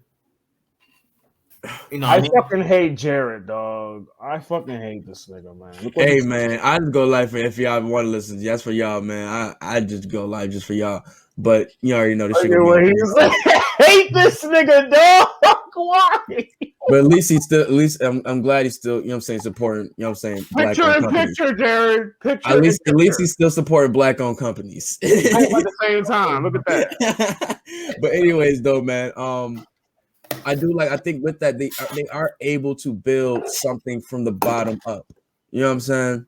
Like Darby through the vignettes and all of that stuff. If you have somebody who is just as creative and is able to get the people intrigued, the eyes will be there. You know what I'm saying? We've been in tune with most of the Darby. To be honest, we've been in tune with all of his shit. You know what I'm saying? Since he really got that title. You know what I'm saying? Because the buildup has been crazy. And I think if you really, you know what I'm saying, let Scorpio Sky go on and do his thing, he'd be fine, dog.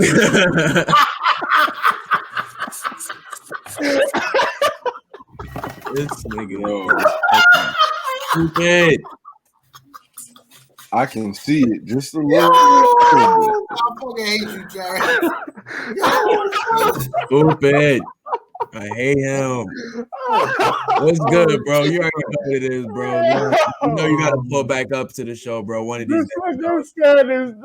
Wow. But nah, man. Neither here nor there, man.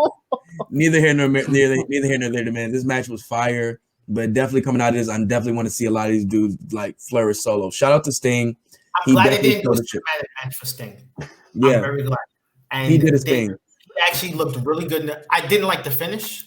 But I did like the finish, if that makes sense. I can agree with that because the beginning where the nigga did a fucking body splash off the fucking chips and shit.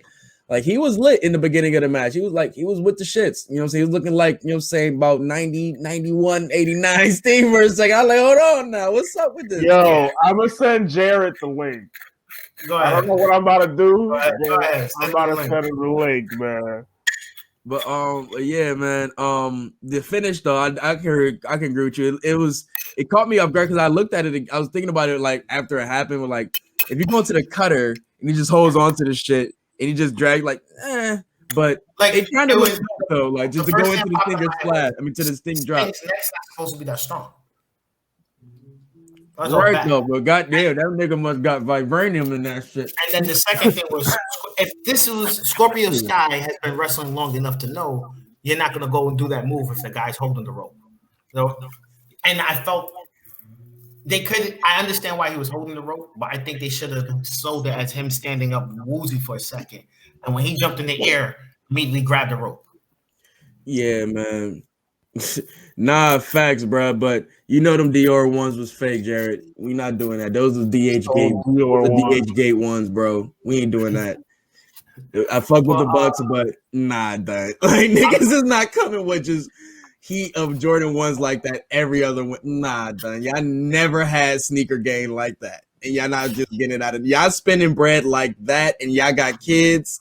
Like the way y'all was touring, I know y'all got a little money, but y'all got kids. Y'all ain't spending on $1,000 just for kicks like that just to get thrown away. Like man. They might fuck around. Okay, now that end, then you got me then. But I'm never letting another man buy my sneakers. Right, but if you just buy them to throw away, give them, donate them to charity, resell them off the block right away, you make more money back then. On some real shit, I hope they sneakerhead shit. On some real shit, I'm trying to get these niggas to sign me as a goddamn fashion consultant because what the fuck they be wearing is just the devil. The devil made them do it. I just go in the Foot Locker and I grab the first pair of fresh ones that I can find. Niggas is good. Like you know you got the fly. You got the fly out store. That's like a free ATM right there. Gotta be all black. Like you got the fly Aki store, right? They got some good shit in there, right? But then you got the real offshoot shit that just got like some nasty fucking. They got all type of shit. It's nasty shit that you're like some like it's like a nasty like Sopranos like extra nigga will wear or some shit like that. Like the bad corner store, the one that they got a Dunkin's. They got a Dunkin's. You go in the back, they sell clothes. Yo, bro, the first time I seen a store like that, I was in Flint, Michigan, bro. That threw me off, bro. I was out there. When I went to Flint, yo, they ain't having no ambulance, no police. Yeah, I was out there. My man was like, yo, bro, I was in the Marines. I went out there. It was like Easter Sunday. Yo, shit was lit. But nigga, yo, I watched some wild shit. But I went in the store. I'm sitting there like, yo, me get a pack of Newport. These niggas is selling Iceman, snowman t-shirts and shit like that. I'm like, yo, what the fuck? Oversized tees. They got GYBO jeans all up. What year was this? Bro, this was at least 2010. And GYBO jeans was never. They already out of style. No nasty part about that. Style, bro. They had like old iceberg shit with like Martian the Manhunt with a gun, all that shit. Not with like a regular gun. Lit. Not like with like not with like iceberg swim. No, it was fake. It was fake. It was fake. He didn't have like a laser pistol. The nigga had like an M6, like an M16 and shit. Niggas like, oh, bro. Like, bro, like niggas like that. Niggas was like, you already knew it was like, oh, nah, this ain't it. But niggas, every nigga in there had like, just was there buying colored t-shirts. Like tall tees? That was King City for us. That was the spot just to go get colored t-shirts and a grill.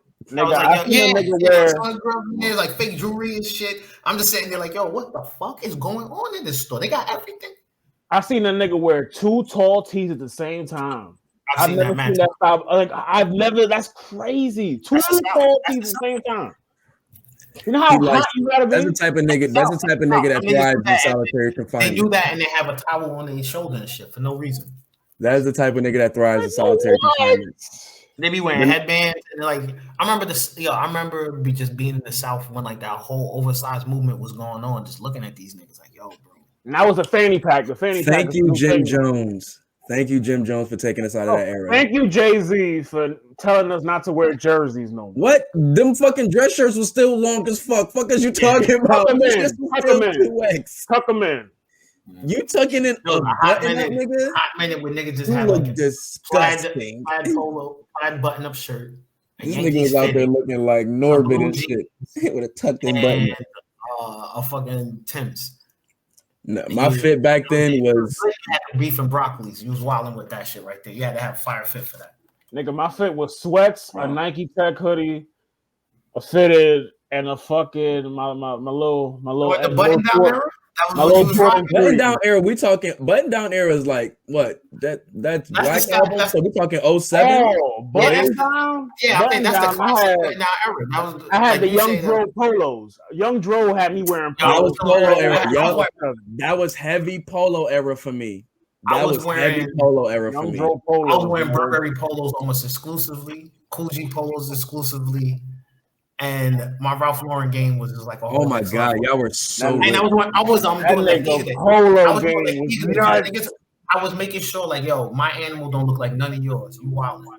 Y'all got so that rich. data? Y'all swap niggas? Niggas went to the USPA. Nah, I ain't have USPA. My shit just didn't have no brand on it. It just had a nice color blocking. I had the essentials. That's what I had, the essentials before the essentials. Like, you know this nigga Dro, and I think somebody has a picture of me with it in high school still. Shout out Jermaine, shout out Petty Gallagher. They might know.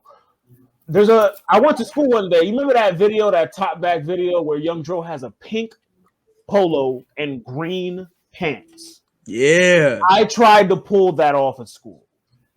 Look nasty. Eyes on polos, yo. No, sir. Actually, I just got an Izod joint, but it was just for like an interview. But it was like Izod slander. No. It was just like what was like those real thick like fleeces and such like that for the winter. With all the way up. Yeah, I just grabbed some shit real quick for an interview and shit like that. And I just kept it. I was like, Izod is clutch. Izod's what is neither here. No, I never had. Like I said, the joints I had no brand on it back then. I just had a nice color block. I used to know how to make shit work back in the day, bro. I used to know how to make shit work with the dollars I had. You know what I'm saying? Talk that shit. Talk that shit, dog. If I may again, shout out to Tarjay. Shout out to TJ Ma. Walmart. I'm a freak with Walmart tea shop. You know what I'm saying? The real good boutiques. Walmart tees come in clutch. You know what I'm saying? Real good boutiques that I had to hit. But back to AEW, man. Random tangent. What were we at? The Sting joint that led into AEW championship match. Kenny Omega defeated Pac and Orange Cassidy. Finish. Were you guys okay with the finish? No, I was not. I felt the match. Everything. The finish is really fucked the match up. Do you think? For me, I thought obviously they're trying to keep Cassidy strong, but somebody had to take a pin here, man. Somebody had to take a pin. Somebody had to eat a pin. Somebody had to eat the pin, bro. Who ended up eating the pin? It's like, but that's the thing though. Like Pac, they're both built so strong. So this is the thing. There was a couple close calls. Don came in and saved Kenny. I love Don Callis. That was a good save, and the way he did it was the way he saved. No, he didn't save Kenny. He saved he saved the title. He saved Kenny from losing the title. He pulled the ref out the ring and shit. I really just did not like the surprise finish. It was the you beast pull the break into WWE, the pin and the crucifix. And the thing is, what it should have been was simple. Cassie gets caught with a move where he goes to do something. Don trips him up. Let Cassidy eat the fall. And you let Cassidy, but you do something as simple as Cassidy has his foot on the rope, and Kenny Omega make sure to block the ref from seeing it. You know what I mean? You can still have him win and look strong. They definitely got some blind motherfucking refs in that match. You not to go back to the last match. You see where Albie Edwards pissed Sting the fuck off when he was noticing like, yo, I tagged in the match where I think that was a botch, where he actually really did tag in the match. He just really did not see that shit. Yeah. Shout out Aubrey. You look like a thumb, but we fuck with you. Facts. But back to this though. I thought that would have been cool though too. I like that. He hit the orange punch. This is what I was saying. This is the problem with AEW where they're not doing good in-ring chemistry. You hit a finisher move. You get the ref in there. This isn't a Booker T 10, 20 seconds of 30 seconds wait. This is like 5 seconds. You should get a pin right away. 1, 2, reverse to a crucifix. 1, 2, 3. What? Right. Snapple back, bro. And it was just such a if anything, it should have been a kick out a V trigger, then to the, you know what I'm saying, one wing angel. Now, I mean, that swear to God, that's no bias, but that's just how most matches will usually go. Kenny Omega holding his shorts for the win. Something of that nature, bro. Like, and then all it did, honestly, it made Cassidy, to me, it made Orange Cassidy look like he shouldn't have been there whatsoever. That the person who came out looking the worst in that overall was Cassidy, because he had everything going for him. The crowd was behind him. Everyone was in it. That finish took everything away. Yeah, because if anything, Pac should have took the pin, but Pac not doing that. No, I wouldn't mind Cassidy taking the pin. You could put the chemistry in it, where it's like, Pac hit me with the move, you threw Pac out the ring. Right. You pinned me off Pac's move, not off the V trigger, motherfucker. Pac, I got you now. This is what I'm saying, where it's like you have in-ring chemistry. You got to play your audience like they're smart. Stop pretending they're stupid. That's a fact. That's a fact. You insult the product. When you insult the crowd, you insult the product. Because the ending was so strong for Cassidy. It was so strong, bro. Like when he hit those fucking orange punch on fucking Pac and Kenny, I was like, this. I don't really didn't think he was gonna win, but I was like, well, shit, this about to something about to happen. I like when you talk about early pins. Before I forget, I like the way he was doing his. Because he was just like rolling, like people like laid out on the ring, just kind of moseying up to them, just all right, laying down on the mat slow. It was fucking hilarious. Yeah, he was ranting that motherfucker like. It was funny. He was actually. I can see why people like his gimmick. When the urgency is there, they're with you. But that's why I want that level of urgency earlier. I think he did have it. I mean, to me personally, I think the match is equally balanced action-wise. I'm talking about in general. Oh no. Oh, okay, I got you. This match, he had it where it was right away. It was a game match. Like this match, he didn't do the kick shit to literally like the best booked match out of all the matches. Yeah, he didn't do the kick shit to like the home stretch. They had good in-ring chemistry was beautiful. They were tossing each other out of like this. This honestly it gave me shades of watching like the Radicals wrestle each other. Watching Austin, Stone Cold, Undertaker, Triple H in the ring.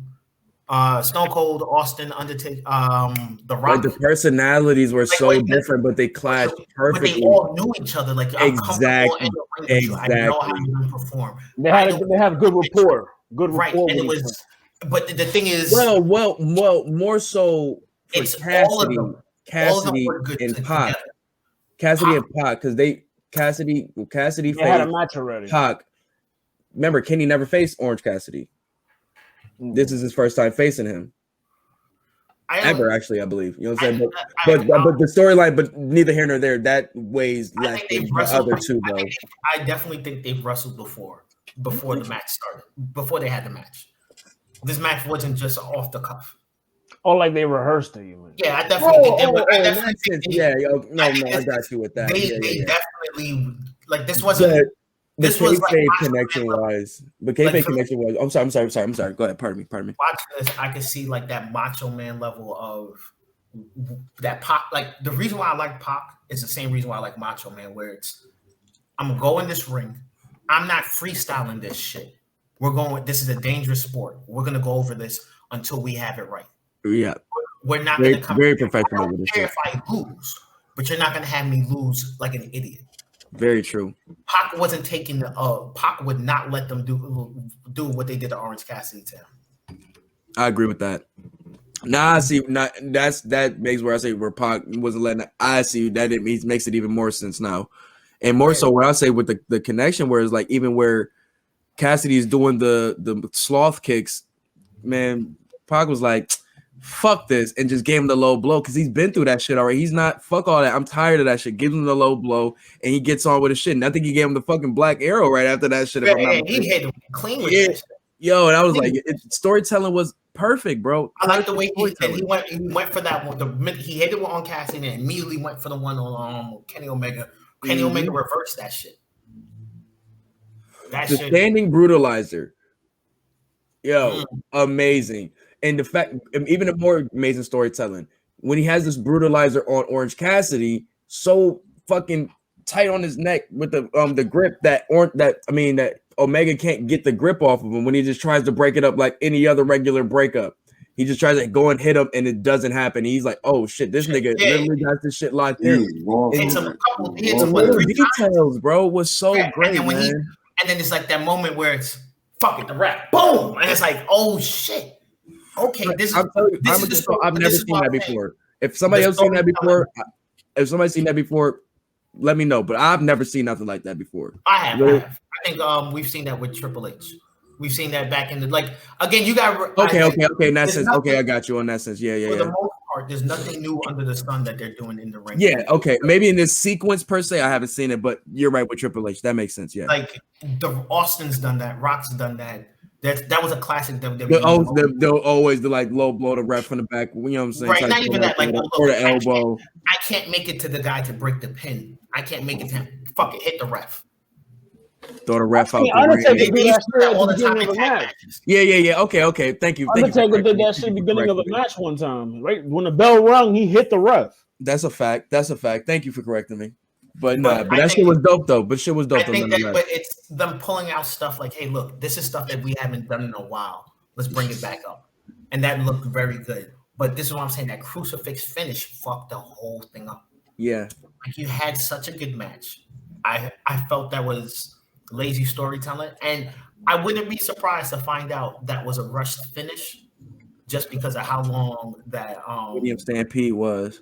No, how long the fucking tag match was, the tag title match was. Because they had a lot of showboating going on in that, and a lot of it looked like it was impromptu spots. Well, you know how they said they were going to book their tag division, though. They said they were going to book it like like every other every other championship match. So, time-wise, I'm not surprised, but I do agree some shit could have been cut out of that shit. I do agree with that wholeheartedly. All right. So, the main event, the Pinnacle. Are you surprised they closed the show? No. Yeah, I'm surprised. I feel I'm very old school where a championship should close the show. I got you. Yeah, but if it was a women's championship, honestly, that women's championship match would have been the perfect capstone for the night. Yeah, it was a great coordination. It would have been a great coordination. It would have been a good story. But this Pinnacle versus the Inner Circle needed to close. They need to close this story, and I would be pissed if the next week on Dynamite this goes further. Right. You know it is. I'm not going to hold you. You know it is. I'm not going to hold you. I really want to see Sean Spears and Sammy Guevara go at it some more. Like they really need some time together. That's what I'm saying. Going to that. That's if they separate the feuds out, because I need to see Powerful versus FTR now. I have to see that. I mean, obviously Hager and you know what I'm saying, Wardlow went at it already. You know what I'm saying? We probably got to see the one-on-one with Moxley and MJF. Like we got to see certain one-on-ones. You know what I'm saying? I know MJF and Jericho, they're gonna have another fade. They're gonna those two need to go at it one-on-one. Yeah, and just them. On the low for this to be so short-lived of their feud. The chemistry is very good, yo. Like they have very good chemistry. It was a year build. They built it for a minute. Yeah, this was a well-built feud. Well, I'm talking about just the guys within this. Like we haven't seen FTR versus Proud and Powerful before. We didn't see other factions. You know what I'm saying? In that sense, you know what I'm saying? Because I'm just seeing them once they get in the ring with each other. These guys have a lot of good chemistry. That I'm looking like, oh no, I want to see this now. Oh no, I want to see that now. This was a cinematic match. If we're gonna be honest. Well, I'm saying going on from the two things. I'm saying I really explain why they closed it all. We don't know how many takes they did for this. Oh yeah, probably so. Yeah. So that's kind of my thing. I can agree with that. There were some parts that we know wasn't filmed live. Well, I don't think it was filmed live. Like especially the Aries Spears segment with the chairs. I don't think that was live. No. Aries Spears. Sorry, not Aries Spears. Is he doing his DMX impression? Who did I say? I said Joe looked like Aries Spears last episode. Yo. But that's scene was dope though. When he was just sitting there, just in the dark part, just banging the chair in the room. I thought that shit was ill. Yeah, I'm a sucker for little shit like ending. that, bro. Like, I'm a ending, sucker for shit like that. But it was again. I felt the match overstayed as well. Ooh. There was a lot of needless. That's how you judge a fucking match. It overstayed its welcome. There was a lot of needless shots of like this is more on the cinematography side of it, where it's like, okay, we don't need to see shots of these guys just walking and lurking around. Those should be sporadic, not every time you cut to a new person. So you think the solo shots were too long? Yeah, I think they were, but overall, it was a good use of the environment in order to engage the fans. I can agree with that because the fights could have definitely moved on them. I'm not mad that this is seeming to become like an annual thing.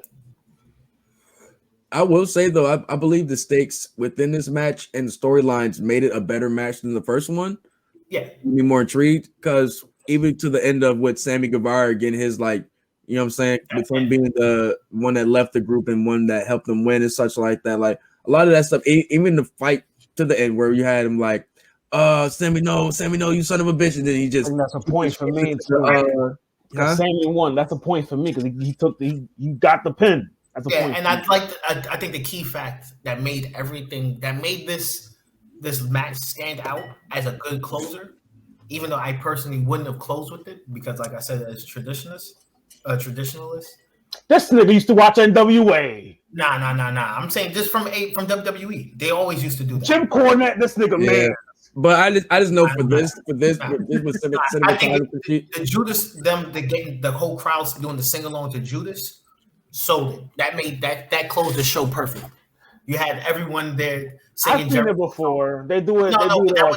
But that's a good way to close the show. No, they did close out pretty strong. The fight, like, it was good. It was dope. You know what I'm saying? What y'all grades? What y'all grades for the show? I think the show overall. If this is gonna be out of 10, you want to do it? I mean, out of 10, I give it a solid 8. I felt that there's been better matches, but I don't think there was a single bad match. I think the good matches were pretty good. The good was good and the bad was really bad. Take away the messiness of the Casino Battle Royale. The Casino still had good spots in it. That's what I'm saying. The ending was very strong for me. Like the Final Four was very good for me. Like you don't judge a Royal Rumble off the first hour. Right. The last. But once again, like I said, it was just kind of like just really messy in there. Just like, you know what I'm saying? It was when you see certain things, like for me, like certain Royal Rumbles, I see little things like, oh, at least I want to see this like matchup or this certain matchup like in this thing or something like that. I didn't really get none of that to the end. You know what I'm saying? Yeah, like, they didn't use the time to properly set up things, set up certain wrestlers and things like that. Like, hey, you fucked me out of this. I'm coming back for you. Right. You know what I'm saying? That should have been. I understand you don't want to. The problem with them with AEW and their booking is they don't want to copy WWE, but they don't want to copy. But they need to copy the things that work. They parody the bad, but they're supposed to copy the good. Right. Like, hey, what made WWE a really good standout? Well, they had good entertainers. The wrestling was a part, but it was mainly the storytelling that sold. Exactly. Okay, so let's do that. And they're doing that. They're grabbing good storytellers. Then it's, okay, well, how do we keep the crowd engaged? Well, we need to have matches that have good chemistry going on in them. And they're starting to get that now. The problem they're having now is especially in that women's division. The women's division, yeah. The problem is now we need to have motivation and points for our wrestlers. We don't have guiding principles for these guys. We don't have reasons why they're going forward. You know what I mean? You that's where your gimmick comes in and pushes you, it propels you. Miro has his gimmick almost completely built out. John Moxley, Eddie Kingston, they had their gimmicks built out. You know, if you're not in the top 10, you're pretty much non-existent in the AEW. That ranking system too is a crock. Like they don't follow that. Because you don't see the building on TV. You only see it on dark.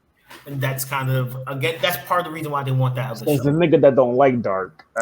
You say you don't like dark. And that's why I don't watch it, because when I'm about to watch you build your ranking on some bunch of no names, you about to come to Even there, eight I don't to even see it. Dynamite, and now you're gonna be for the top. Like, come on, get the fuck out of here, bro. They don't follow it because if they did follow it, the nigga that was like undefeated would get the title shots and shit like that. It's whatever, but neither here nor there. I'm good. I'm good with a good 7.5 to 8. I can go with 8. Like I said, I didn't have anything that was like really like about other than like the beginning. You know what I'm saying? But surprises were good. Other than like I said, the Leo Rush was like whoa, but underwhelming surprise. Not underwhelming. I just hopefully he stays and they actually do something with him because that was just like at least it wasn't like ever. I mean, shit, man, it's not worse. But it's like what the fuck, like like we seen him botch like Evan Bourne did. Yeah, he came and did his thing. You know what I'm saying? But I hope they keep him. But neither here nor there, man. The champions did the thing. You got a good coordination with Britt Baker. The ending was good. You know what I'm saying? Weird finish with Omega. I might go down to a 7.5 to be honest. Like it was great matches, but little weird endings and little things like that kind of like what I'm saying made things a little weird. I'm not willing to drop down from my 8. I'm willing to accept those and still give it the 8. Okay. I felt like the highs were that high. That's cool, man. So but, I mean, neither here nor there. I mean, if y'all want to talk a little basketball, we can. You know what I'm saying? I might because